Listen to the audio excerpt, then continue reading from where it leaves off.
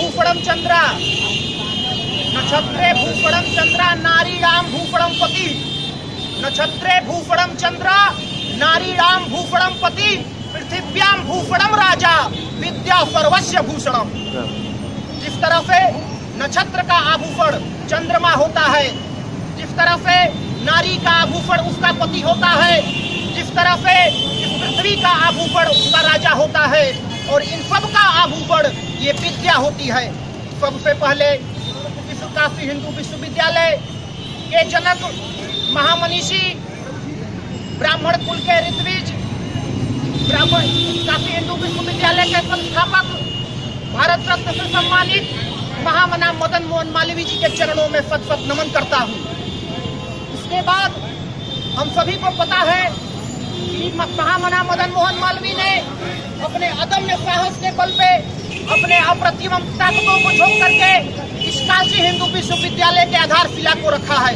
हम सभी को पता है, हम सभी जानते हैं, महामना ने सोचा था, महामना का मत था कि जब शिक्षा की तरक्की होगी तब इस देश की तरक्की होगी, और जब इस देश की तरक्की होगी, शिक्षा की तरक्की होगी, तभी आने वाली नई पीढ़ी का तरक्की हो सकता है। इसी को सोच करके हमारे पंडित मदन मोहन मालवीय ने काशी हिंदू विश्वविद्यालय की नींव को रखा था। आज हम सब इस काशी हिंदू विश्वविद्यालय का 100वां वर्ष मनाने जा रहे हैं, और मना रहे हैं।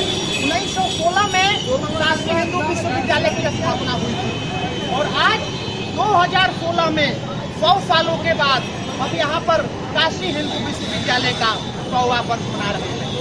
काशी हिंदू विश्वविद्यालय में नैतिकता की, ज्ञान की, कौशल की बयार चलती है, जिसके नीचे महामना के बगिया में यहाँ पे 30 से 35 हजार छात्र फलीफूलित होते हैं। मैं गर्व से कहता हूँ कि मैं काशी हिंदू विश्वविद्यालय का छात्र हूँ। यहाँ पर तमाम लोग इकट्ठा हैं और वो सोचते हैं ये भगवा मार्च आखिर क्या है। उनके जेहन में बार बार ये प्रश्न उठ रहा है कि ये भगवा मार्च की जरूरत यहाँ पर क्यों पड़ी। आखिर ये भगवा मार्च क्या है, भगवा मार्च को निकालने की आखिरकार जरूरत क्यों पड़ी। मैं बताना चाहता हूँ, विगत कुछ दिनों से काशी हिंदू विश्वविद्यालय में बवाल की स्थिति मची हुई है। हमारे यहाँ के कुछ छात्र 24 घंटे लाइब्रेरी की मांग को लेकर के कर रहे हैं। मैं उनकी मांग को जायज ठहराता हूँ, लेकिन तभी तक जब तक उसका राजनीतिकरण नहीं हुआ है। मैं उनकी मांग को तभी तक जायज ठहराता हूँ जब तक उसका राजनीतिकरण नहीं हुआ।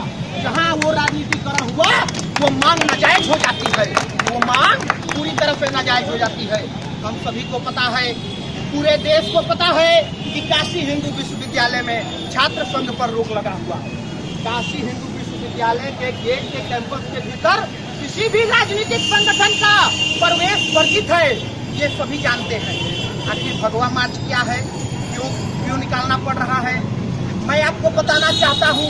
बड़े ही दर्द के साथ, बड़े ही कुंठा के साथ मैं इसी रास्ते से लगातार 10 दिन से गुजर रहा हूँ और अपने रूम पर जाता हूँ। मैं देखता हूँ यहाँ पर किसी राजनीतिक दल के लोग खड़ा होकर के माइक हाथ में लेकर के कहते हैं काशी हिंदू विश्वविद्यालय का भगवाकरण हो रहा है, काशी हिंदू विश्वविद्यालय का भगवाकरण हो रहा है। वो कहते हैं इस भगवा से देश को बचाओ, भगवा से तुम देश को बचाओगे। तुम भगवा को गाली देते हो, कहाँ कहाँ तुम गाली दोगे। महाराणा प्रताप के सम्मान का रंग भगवा था, वीर शिवाजी के सम्मान का रंग भगवा था, रानी लक्ष्मीबाई के शौर्य का रंग भगवा था। और तो और जब ये प्रकृति अपनी अनुपम छटा बिखेरती है, अविरत छटा बिखेरती है, तो कुछ क्षण के लिए शाम के समय इस आसमान का रंग भी भगवा हो जाता है।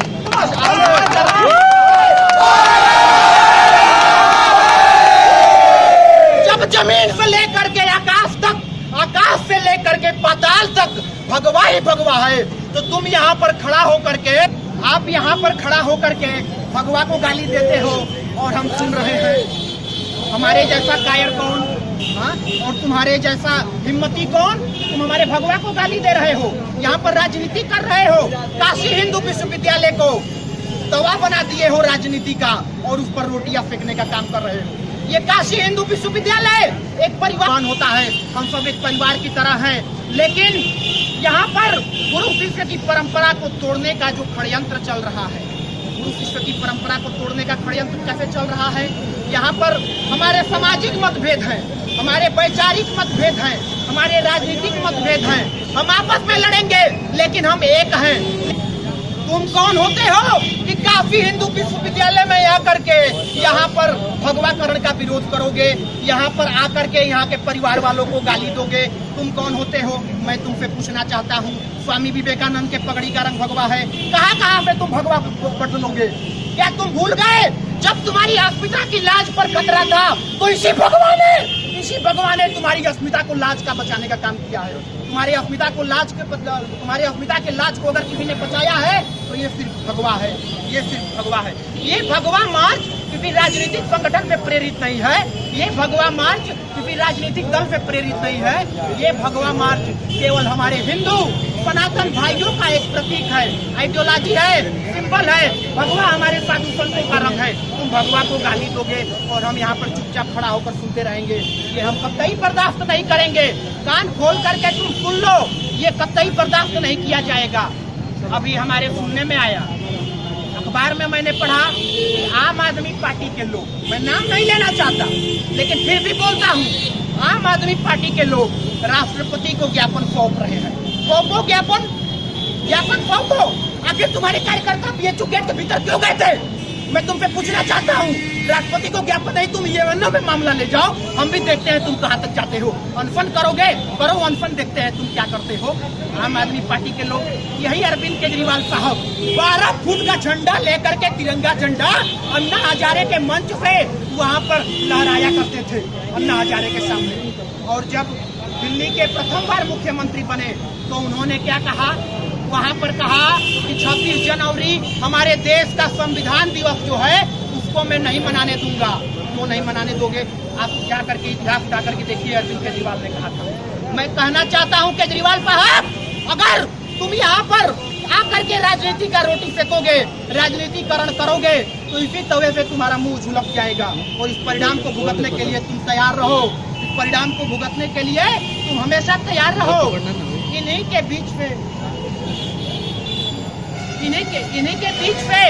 मैं ज्यादा देर नहीं लूंगा, इन्हीं के बीच में एक निकला हुआ कन्हैया कुमार है। वो कहता है आजादी चाहिए। किस चीज पे आजादी चाहिए भाई? पूंजीवाद पे आजादी चाहिए, सामंतवाद पे आजादी चाहिए। और तुमको किस चीज पे भाई? तो भगवान, अरे ये संघवाद पे आजादी चाहिए। पूंजीवाद, सामंतवाद। या तुम कन्हैया कुमार भूल गए कि तुम्हारे पूर्वजों का, तुम्हारा पेट भरने का अगर काम किसी ने किया तो वो पूंजीवाद, सामंतवाद ने किया।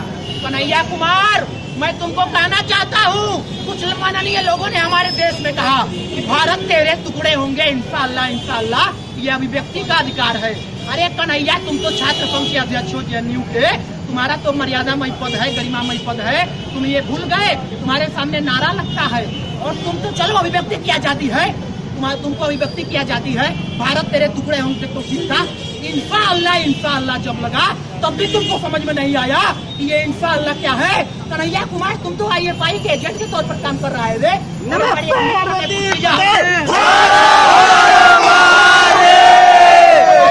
ने पूछ लिया कि कन्हैया कुमार अगर काशी हिंदू विश्वविद्यालय में आ जाएगा तो क्या होगा? भाई जी, हमारा परम मित्र है।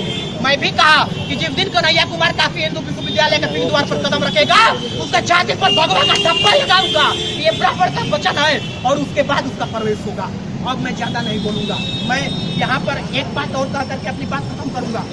यहाँ पर कुछ दिनों पहले राष्ट्रपिता हमारे गांधी जी हैं, यहाँ पर गांधी जी के लिए RTI डाल करके एक छात्रा ने कहा कि क्या संवैधानिक रूप से भारत का कोई राष्ट्रपिता हो सकता है? भारतीय सरकार ने मानने पे इनकार कर दिया कि नहीं हो सकता। मैं मानता हूँ धार्मिक मान्यता के आधार पर महात्मा गांधी को मैं राष्ट्रपिता मानता हूँ, लेकिन मैं ये भी मांग करता हूँ और धार्मिक मान्यता के आधार पे मैं ये भी नामित करता हूँ कि इस राष्ट्र गुरु के रूप में पंडित मदन मोहन मालवीय को माना जाए, राष्ट्रपिता के दूसरे रूप में स्वामी विवेकानंद को माना जाए, राष्ट्रीय योद्धा के रूप में वीर शिवाजी महाराणा प्रताप को भी माना जाए और राष्ट्रीय वीर के रूप में वीर मंगल पांडे को माना जाए। मैं यही कह करके अपनी बात खत्म करता हूँ और यहाँ से हम भगवान मार्च निकालेंगे। हमारे भाई यहाँ पे चले प्रस्थान करें और शांतिपूर्ण ढंग से आप लोगों से निवेदन है कि यहाँ पे चल करके भगवान मार्च का धन्यवाद।